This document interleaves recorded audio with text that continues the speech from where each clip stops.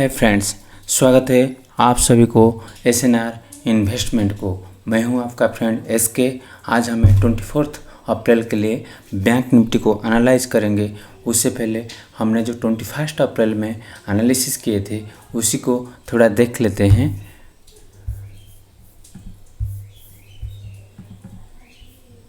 हाँ, देखिए हमने 20 अप्रैल में बैंक निफ्टी ने यहाँ क्लोज दिया था। इधर देखिए यहाँ क्लोज दिया था और जहाँ क्लोज दिया था 20 अप्रैल को में वहाँ 21 अप्रैल में ओपन हुआ था। और हमने उसी दिन बताया था कि बैंक निफ्टी की जो डेटा है वो कंफ्यूज है, 50 नेगेटिव और पॉजिटिव दिखा रहा है और हमें कल की साइड में रहना है, पुट को नहीं लेना है। और ये जो रेंज भी हमने बताया था कि ये जो रेंज है बैंक निफ्टी की, इसी रेंज का अंदर वो ट्रेड करेगा। जब जहाँ सपोर्ट और रेजिस्टेंस आसपास होता है उसी में वो घूमता रहता है।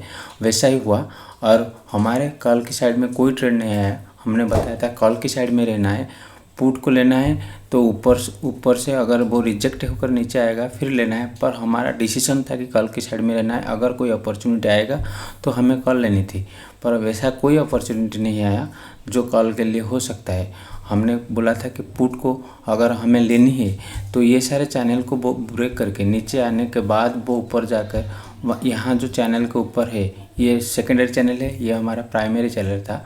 सेकेंडरी चैनल के ऊपर वो कैंसिल होकर अगर नीचे आएगा तब हमें पुट लेनी है। वैसा भी कोई बड़ा मतलब मूवमेंट नहीं हुआ जो कि हमें पुट में भी प्रॉफिट दे सके।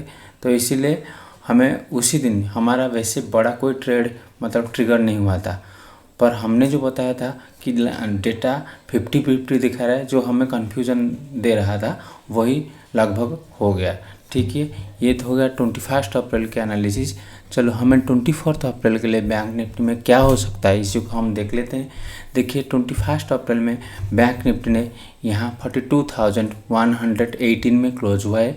ठीक है, ये जो ब्लू लाइन है यहाँ क्लोज हुआ है। और हमारे जो डेटा दिखा रहा है लास्ट ट्रेडिंग सेशन था फ्राइडे को, वो यूएसए मार्केट पॉजिटिव में क्लोज हुआ है और यूरोपियन मार्केट न्यूट्रल और पॉजिटिव में क्लोज हुआ है। ग्लोबल मार्केट स्लाइड पॉजिटिव दिखा रहा है। ठीक है, बहुत मतलब इतना बड़ा भी पॉजिटिव नहीं है पर स्लाइड पॉजिटिव दिखा रहा है। हमारे जो डेटा दिखा रहा है इंडिया की बैंक निफ्टी के लिए स्पेशल वो नेगेटिव दिखा रहा है। ठीक है, और जो हम पहले डेटा यूएस ग्लोबल मार्केट, उसके बाद डेटा हमारे क्या दिखा रहा है वो नेगेटिव दिखा रहा है बैंक निफ्टी को।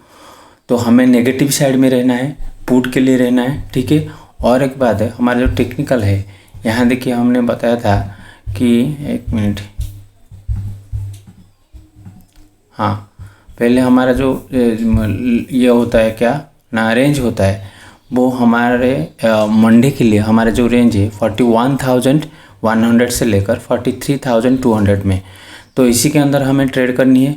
रेंज आपको पता है, हमेशा बताता हूँ रेंज क्यों लेनी है कि रेंज हमें आपको लगा होगा कि ये क्या मतलब है रेंज की, ये कभी काम नहीं आता। एक दिन काम में आएगा, आपको पता चल जाएगा उसी दिन रेंज की क्या नेसेसरी है। ठीक है, तो इसी रेंज के अंदर हमें ट्रेड लेनी है।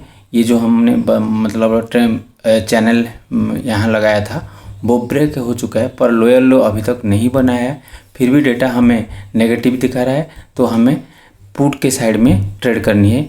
हमने बताया था ये जो ये प्राइमरी चैनल और सेकेंडरी चैनल है, ये एक छोटा सा बना हुआ है जिसका अंदर अभी बैंक निफ्टी बंद हुआ है सेकेंडरी चैनल का अंदर, और नेगेटिव साइड में है पर पूरा नेगेटिव नहीं है कि हाँ हम कॉन्फिडेंटली पूरा पुट ले सके ना। ये जब तक लोअर लो नहीं बनाता है तब तक हमें मतलब ट्रेड भी लेनी है, पुट के साइड में लेनी है, पर हमें कसस होकर लेनी है, न कि बेफिक्र हमें लेनी है। ठीक है, तो ये देखिए हमारा जो डेटा है वो नेगेटिव हमें दिखा रहा है।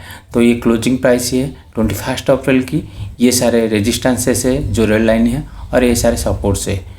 और उसी ट्रेंड लाइन के देखिए जो रेजिस्टेंस है इस ट्रेंड लाइन के ऊपर में, यहाँ जो चैनल है इसके ऊपर में है, इसके नज़दीक में भी है और नीचे भी वैसा ही है।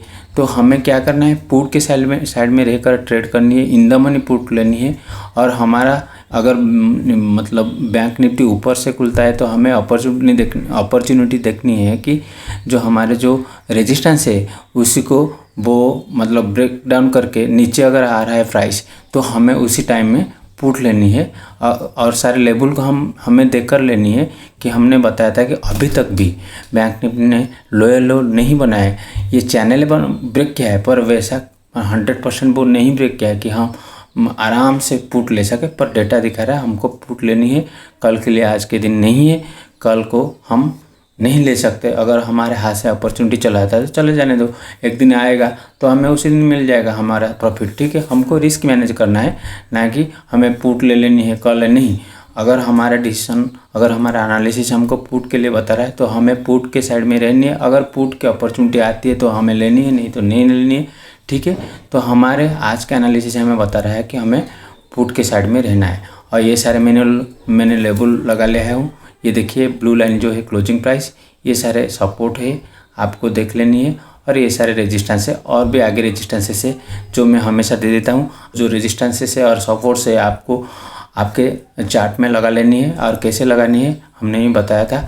कोई भी रेजिस्टेंस को वो ब्रेक डाउन करता है और उसके बाद रिवर्स होकर फिर से ब्रेक डाउन करता है, उसी टाइम में हमें लेनी है मतलब पुट को।